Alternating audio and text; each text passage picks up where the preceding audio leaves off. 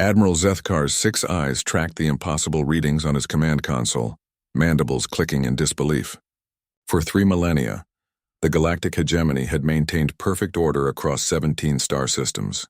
The Krillian Empire controlled resource extraction. The Vorthak Confederacy managed trade routes, and his own Zilithian navy enforced the delicate balance that kept lesser species in their designated roles. Then the humans arrived. "Sir," his communications officer chittered nervously, "the human vessel is still broadcasting on all frequencies. They're offering aid to anyone who needs it." Zethkar's compound eyes swiveled toward the main screen, where the human colony ship New Horizon hung in space like a metal seed pod. Compared to the sleek weapon-bristling dreadnoughts of the hegemony, it looked almost primitive, bulky, utilitarian, covered in strange protrusions and what appeared to be gardens. Gardens on a starship. "How many life signs?" he demanded. "Approximately 50,000, sir. Men, women, children. They claim to be seeking a new home after their planet became uninhabitable." Uninhabitable. Zethkar had read the reports about humanity's homeworld, how they had somehow survived and even thrived on a death world with unstable weather, tectonic activity, and aggressive fauna that would terrify most civilized species. Yet here they were, fleeing like refugees. "Sir, we're receiving a transmission from the Krillian mining station on Kepler 442c. They say the humans helped them." Zethkar's antennae twitched. "Explain." The officer's voice grew uncertain. "The mining station's life support failed 3 cycles ago. The Krillians sent out a distress call, but..." He paused, knowing the protocol. The hegemony had specific procedures for such situations. Cost-benefit analyses, resource allocation assessments. By the time help was authorized, the miners would be dead. The humans diverted from their course and provided emergency life support. They didn't ask for payment or territorial concessions. They just helped. This was troubling. In Zethkar's experience, no species acted without calculated self-interest. The galactic hegemony had been built on this fundamental truth. Every action had a price, every favor carried debt, every alliance served a purpose. "Admiral," another officer called out, panic creeping into his voice. "The Vorthak trade convoy at the Centauri Junction is reporting the same thing. The humans provided medical aid to their crew and refused any compensation." Zethkar stood, his forearms clasping behind his back as he paced. This was not how the galaxy worked. The established order depended on scarcity, on competition, on the understanding that resources were limited and must be fought for. "Sir, incoming priority transmission from the Hegemony Council." The holographic form of High Counselor Vrex materialized, his crystalline features sharp with concern. "Admiral, you must stop this human vessel immediately." "On what grounds, Counselor?" "They've committed no crimes. They're destabilizing the entire sector." Vrex's form flickered with agitation.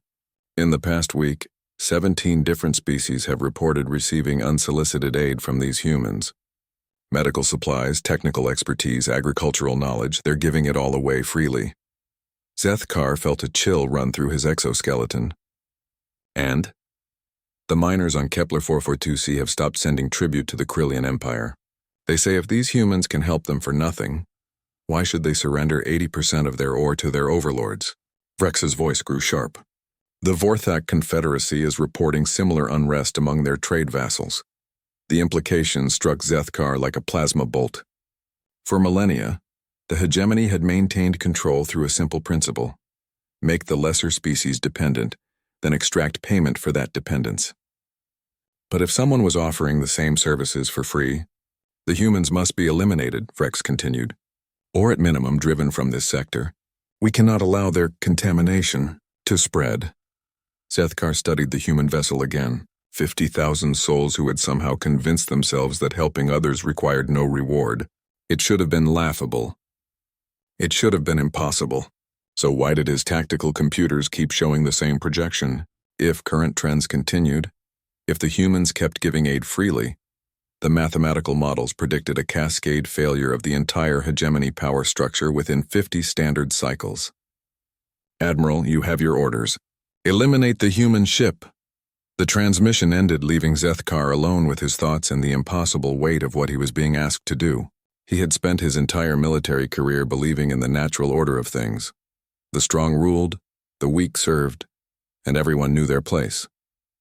But as he watched the human colony ship drift peacefully through space, its gardens visible through transparent sections of hull, he began to wonder if perhaps there was another way. His weapons officer stood ready, plasma batteries charged and targeting systems locked. All it would take was one word. Instead, Zethkar found himself asking, "Communications, can you open a channel to the human vessel?" "Sir, I want to speak with them." As the channel opened and a human face appeared on his screen, lined with age, marked by kindness, utterly alien yet somehow familiar, Admiral Zethkar realized that everything he thought he knew about power, about civilization, about the way the galaxy must work, was about to change.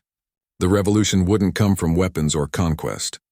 It would come from a simple, radical idea that these strange creatures from a death world carried with them like a virus of hope. Sometimes, the strongest thing anyone could do was help another, expecting nothing in return. And perhaps, Zethkar thought as he began to speak with the human captain, that single human colony ship really could change the balance of the stars.